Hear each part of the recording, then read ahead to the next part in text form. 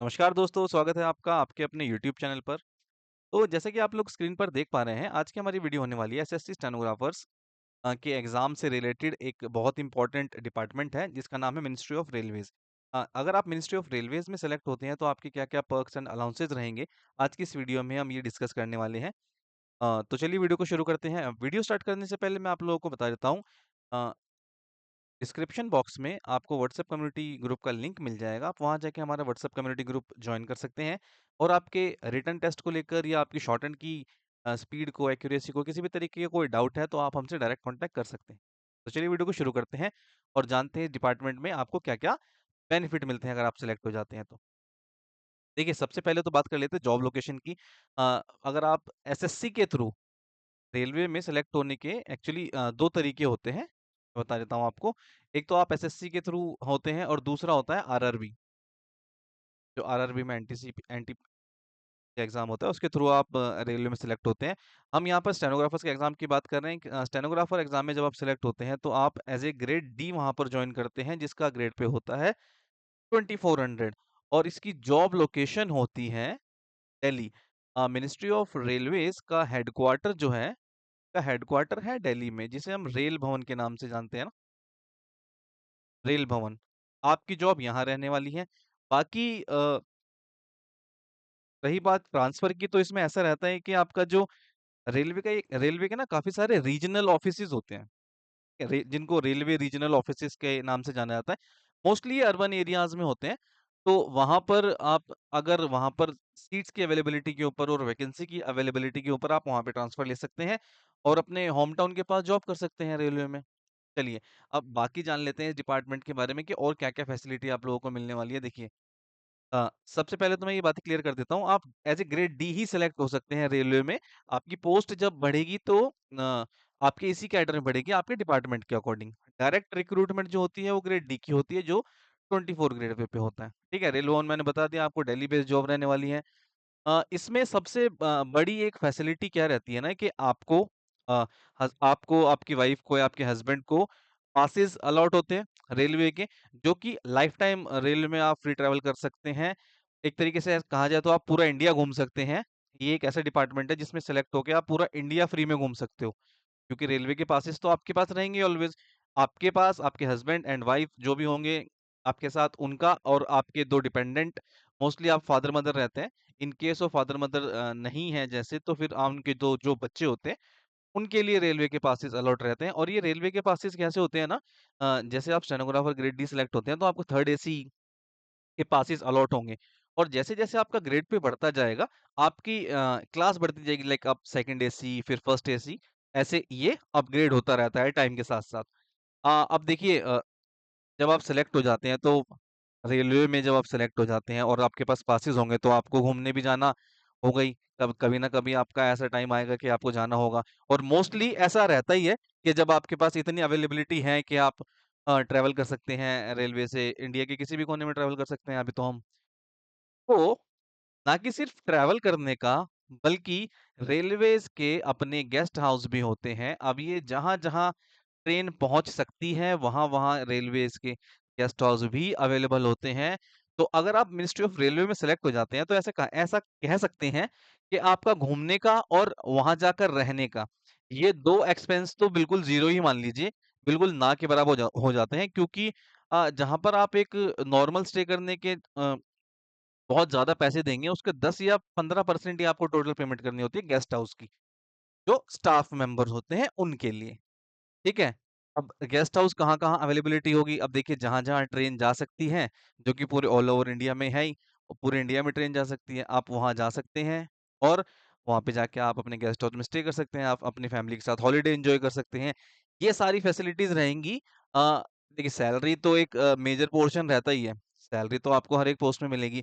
पर लेकिन यहाँ पर हमारा इस वीडियो को आप लोगों को बताने का जो मोटिव है वो ये है कि डिफरेंट डिपार्टमेंट्स में क्या-क्या फैसिलिटीज़ मिलती हैं। आप किस-किस अगर आप किसी डिपार्टमेंट को चूज़ करते हैं कि आप अपनी ज़रूरत के हिसाब से उस डिपार्टमेंट को भी चूज़ कर सकते हैं। जैसे मिनिस्ट्री ऑफ रेलवेज़ में आप ग्रेड डी सेलेक्ट होते हैं, तो आप कि कोई बच्चा ये चाहता हो कि मुझे मिनिस्ट्री ऑफ रेलवे में ही सेलेक्ट होना है, उसका ड्रीम हो, उसका सपना हो कि मैं चाहता हूँ मिनिस्ट्री ऑफ रेलवे में ही सेलेक्ट हूँ, तो आप पहली प्रेफरेंस पे इसको इसको रखिए। अगर आपके मार्क्स ज्यादा होंगे तो मेरिट के अकॉर्डिंग आपको मिनिस्ट्री ऑफ रेलवेज मिल जाएगा। ऐसे ही और अलग अलग डिपार्टमेंट डिपार्टमेंट होते हैं जिनकी अलग अलग अपनी फैसिलिटीज होती हैं। तो बेसिकली ये रेलवेज की रहेगी फैसिलिटी। और हाँ, एक बहुत ही इम्पोर्टेंट जो इनका बेनिफिट है वो है इनका बोनस। देखिए क्या होता है ना, दिवाली के मौके पर सभी डिपार्टमेंट्स को बोनस मिलता है। सेंट्रल गवर्नमेंट के सभी एम्प्लॉयज को बोनस मिलता है, स्टेट गवर्नमेंट में भी मिलता है। तो इसमें रहता क्या है, रेलवे का बोनस बहुत फेमस है। फेमस क्यों है भाई? बोनस का नॉर्मल अमाउंट होता है सभी का। जितने भी नॉन गेजेस्टेड पोस्ट होती है ना, उन सभी पोस्ट को, नॉन गेजेस्टेड सभी पोस्ट को बोनस मिलता है, सरकार बोनस देती है। अब रेलवे का बोनस, अब नॉर्मली जहाँ पे किसी भी डिपार्टमेंट का मतलब ऑलमोस्ट सबका सेम ही रहता है, 6 से 7 हजार। ये रहता है नॉर्मल बोनस, जो कि किसी भी सरकारी कर्मचारी को मिलता है, चाहे वो सेंट्रल गवर्नमेंट का हो। स्टेट गवर्नमेंट का शायद थोड़ा अलग हो सकता है कि उनके ग्रेड पे के अकॉर्डिंग। पर लेकिन रेलवे की बात करें तो रेलवे में यहाँ पर आपको बोनस मिलता है 17 से 18 हजार। ये बहुत एक अच्छी फैसिलिटी है। और यहाँ पर इसको ना दशहरा बोनस बोलते हैं। दशहरा बोनस क्यों बोलते हैं, मतलब क्यों होता दिवाली के लिए है, पर लेकिन आता उसी टाइम पे। इसको पीएलबी भी कहा जाता है। क्या कहते हैं? पीएलबी। तो इस तरीके एक ये भी बहुत बड़ा पर्क्स है। ये भी एक बहुत बड़ा फायदा है रेलवे का कि आपको दिवाली के टाइम पर बोनस मिलता है 17 से 18 हजार, जो कि आप अपने अच्छे से फेस्टिवल वगैरह स्पेंड करिए, मनाइए।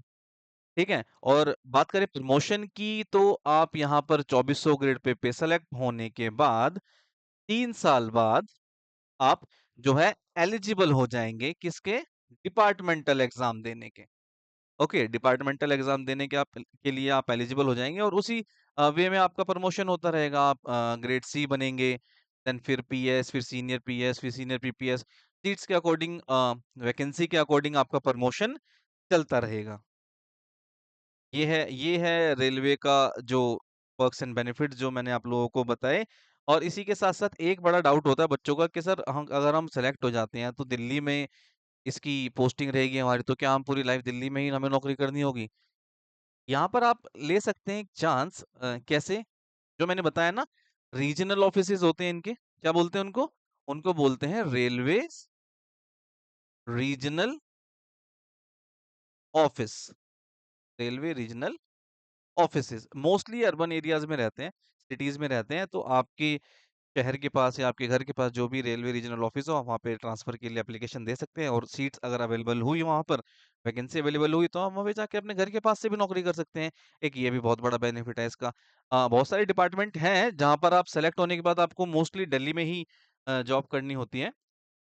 ठीक है। तो ये आपका स्ट्रक्चर है मिनिस्ट्री ऑफ रेलवेज में। अगर आप स्टेनोग्राफर सेलेक्ट हो जाते हैं तो ये सारे बेनिफिट्स और पर्क्स आप लोगों को मिलेंगे। और इसी के साथ साथ ना, देखिए जो बेसिक फैसिलिटी होती है ना, लाइक सीजीएचएस एंड और भी काफी सारी चीजें होती हैं, वो सारी सब में सेम रहती है। मैंने इस वीडियो में आप लोगों को वो चीजें बताई हैं जो इस डिपार्टमेंट को बाकी डिपार्टमेंट से अलग करती हैं।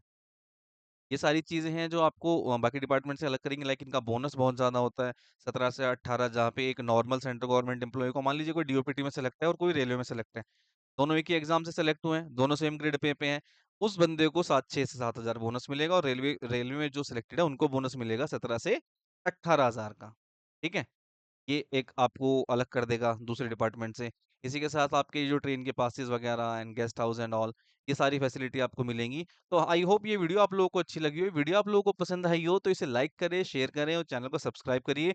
और इसी के साथ साथ आप और दूसरे कौन से डिपार्टमेंट्स के ऊपर या किस तरह की वीडियो आप देखना चाहते हैं, गाइडेंस से रिलेटेड या किसी डिपार्टमेंट की जानकारी से रिलेटेड, तो कमेंट बॉक्स में ज़रूर बताएं। और वीडियो के डिस्क्रिप्शन बॉक्स में जाकर हमारे व्हाट्सएप कम्युनिटी ग्रुप को ज्वाइन करना ना भूलें।